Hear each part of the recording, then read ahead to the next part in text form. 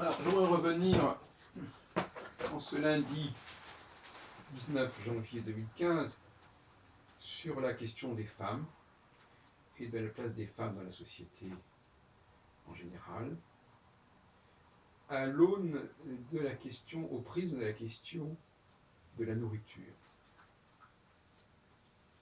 Je sais que ce sont deux sujets qui m'intéressent beaucoup, la question du féminin et la question de la nourriture, mais j'aurais tendance à les articuler l'un par rapport à l'autre, ce qui est d'ailleurs souhaitable, puisqu'il s'agit toujours de connecter les domaines les uns par rapport aux autres, de toute façon. C'est dans la mesure du possible. À condition de trouver l'angle qui convient, bien sûr. Alors, je vais dire des choses qui ne sont peut-être pas très agréables, comme d'habitude, sur ce sujet, mais la recherche, elle est ce qu'elle est. Peut-être qu'au bout du compte, la recherche aboutira à une vision plus sereine des choses, mais cette recherche, elle prend son temps et elle a son parcours. Donc on ne va pas sauter les étapes. De toute façon, moi, ma recherche, elle n'a pas d'objectif, elle cherche à avancer, tout simplement. Elle n'a aucune valeur, en tout cas aucun objectif apologétique, véritablement. Donc, vous savez que j'ai souvent dénoncé une certaine façon de faire la cuisine, et même d'une manière générale la cuisine en soi. La cuisine en soi, qui est souvent une imposture. D'ailleurs, le mot cuisine a cette dimension un petit peu d'imposture, de magouille, la cuisine. Et donc, c'est pas pour rien, c'est que le mot lui-même veut dire qu'on va concocter, qu'on va mijoter quelque chose, mais que finalement, c'est quand même assez suspect. Et il est vrai que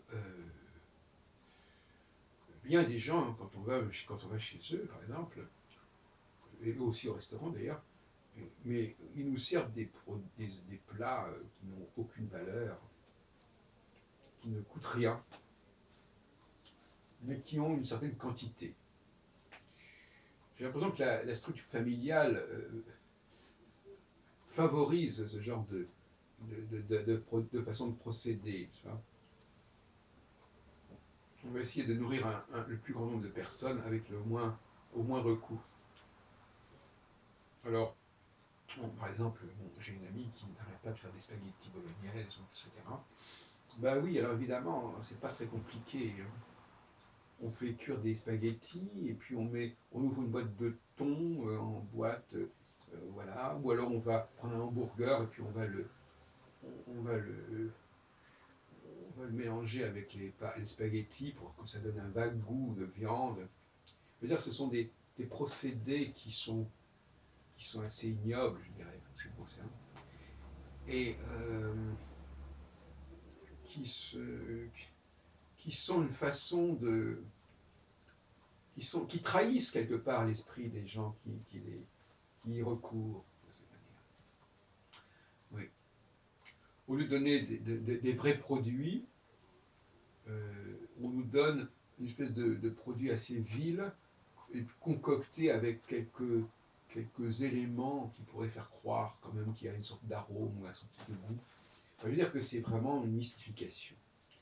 Et je ne vais pas insister là-dessus parce que j'ai déjà développé mes pensées là-dessus. Et notamment chez les végétariens qui disent qu'il faut manger de viande, mais en réalité, on sait très bien que les végétaux sont un ersatz, un substitut à la viande.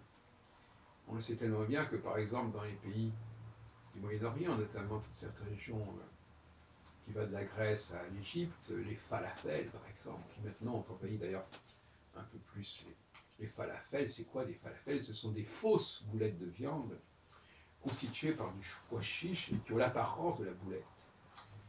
Alors on nous dit, ah voilà de la cuisine végétarienne.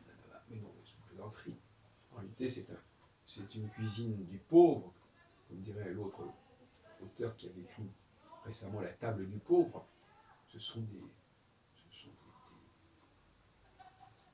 des stratagèmes, ce sont des procédés comme ça, qui permettent d'avoir une illusion de nourriture, ne serait-ce qu'au niveau de la forme, au niveau de l'apparence. Et alors soit c'est l'apparence, soit c'est le goût. On met un peu de goût dans un produit qui n'a pas de goût. On met un peu d'apparence dans un produit qui n'a pas d'apparence. Par exemple cette boulette, qui n'est pas une boulette de viande, même pas une boulette de viande, une boulette de pois chiche, et qui est devenue le plat, pour ce qu'on appelle la street food, le plat typiquement israélien, et pas uniquement. Parce que ce qui est amusant, c'est que les Israéliens dans la rue mangent exactement la même chose que les Libanais, les Égyptiens, les Turcs ou les Grecs. Donc, enfin, de ce côté-là, ils sont les Israéliens, c'est d'ailleurs le seul domaine où ils se soient vraiment intégrés, les Israéliens, la région. Dans ce domaine-là, c'est vraiment très fort. Je me souviens que mes premiers falafels, je les ai bien entendu manger en Israël en 67. Et donc, voyez-vous, vous êtes reçus par des gens qui vous proposent, même le couscous, le fameux couscous dont les juifs séfarades sont si fiers, c'est une mystification pas possible. Qu'est-ce que c'est que cette semoule qu'on veut nous faire manger avec souvent des petits morceaux de viande. Le couscous, c'est le mot même couscous. Qu'est-ce que ça désigne en fait? Ça désigne le plat, ça désigne la semoule, qu'est-ce que ça désigne? Alors on peut jouer sur les mots. Ce qui est un fait, c'est que par rapport à la quantité du plat, la partie carnée est très faible, finalement, elle est très faible. On va vous resservir du bouillon de légumes, on va vous resservir de la semoule. Par contre, on va vous comptabiliser le nombre de saucisses ou le nombre de morceaux de bœuf que vous allez manger. Voilà, donc c'est comme le flunch. Le flunch, on peut manger des légumes à volonté, légumes y compris bien sûr les pâtes, les pommes de terre, le riz, et puis tout un ensemble de légumes. Mais en ce qui concerne la viande, il n'en est pas question. Il n'en est pas question. Donc voilà, donc moi j'en ai assez des gens qui vous racontent n'importe quoi, qui vont vous faire prendre des vessies pour des lanternes, ça me fatigue horriblement. Et malheureusement, si on transpose cette parabole alimentaire sur les comportements, ben, c'est un peu la même chose. Les femmes, souvent, et pas seulement elles, il y a aussi toute la question des émigrés, etc. Les femmes se donnent un vernis. Moi, maintenant, j'emploie beaucoup le mot vernis, qui est valable aussi pour la nourriture, d'ailleurs. Un peu de viande, c'est un vernis. Une forme une forme qu'on donne à un produit qui à lui-même n'a pas de forme, c'est un vernis.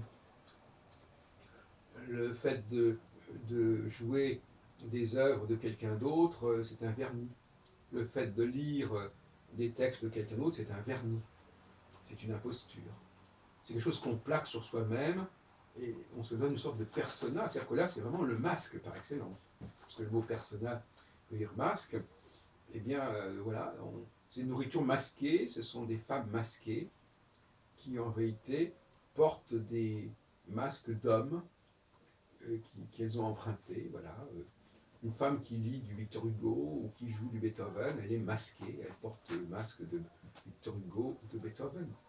Mais qu'est-ce qu'elle est en elle-même? Est-ce qu'elle est mieux que de la semoule auquel on a rajouté un peu de légumes et un peu de saucisses? C'est ça le problème. Est-ce que c'est mieux que la choucroute où on a rajouté au chou quelques morceaux de charcuterie? Voilà. Est-ce que c'est mieux que la pizza, etc. Voilà. Toute cette alimentation, elle nous crie à la figure que le monde est complètement faux, que les gens sont faux. Ce qui est amusant, c'est quand, justement, ces femmes vous servent ces produits qui sont complètement emblématiques de ce qu'elles sont elles-mêmes. Dis-moi ce que tu donnes à manger aux autres et je te dirai qui tu es. On ne donne pas aux gens n'importe quoi. On donne aux gens ce que nous sommes nous-mêmes, notre façon de vivre, notre façon d'exister. Elle est révélée par ce que nous offrons à nos convives.